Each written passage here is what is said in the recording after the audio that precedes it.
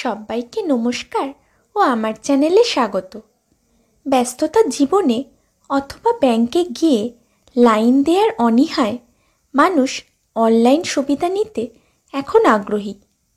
তাই আজকের ভিডিওতে আপনারা দেখবেন ও শিখবেন যাদের পাঞ্জাব ন্যাশনাল ব্যাংকে অ্যাকাউন্ট আছে কিভাবে ব্যাংকে না গিয়ে পিএনবি ওয়ান অ্যাপ ব্যবহার করে নতুন এটিএম কার্ডে আবেদন করবেন। আর চ্যানেলে নতুন হলে লাইক, শেয়ার ও সাবস্ক্রাইব করে আমাদের পাশে থাকবেন। চলুন দেরি না করে ভিডিওটি শুরু করি।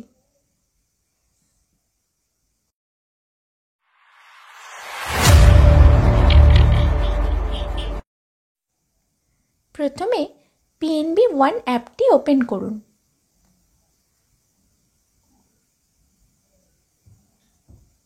এরপর 4 সংখ্যার এমপিন দিয়ে লগ ইন করুন।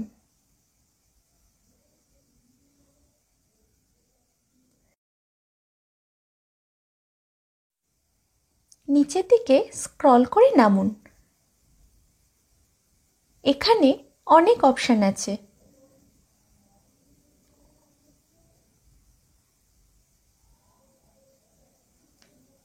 আপনারা ডেবিট কার্ডে ক্লিক করুন।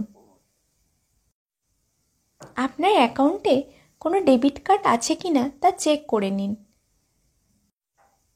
চেক করার জন্য হটলিস্ট ডেবিট কার্ডে ক্লিক করুন। অ্যাকাউন্ট নাম্বারে ক্লিক করুন।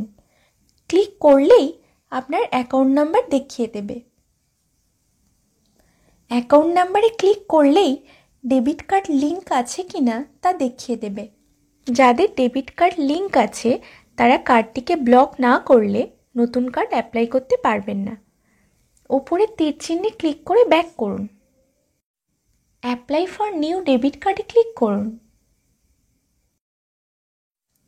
অ্যাকাউন্ট নাম্বারে ক্লিক করুন। আপনার অ্যাকাউন্ট নাম্বার দেখিয়ে দেবে।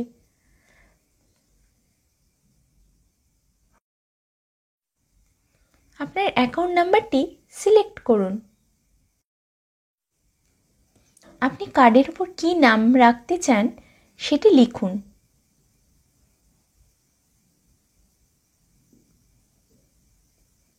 কন্টিনিউ করুন।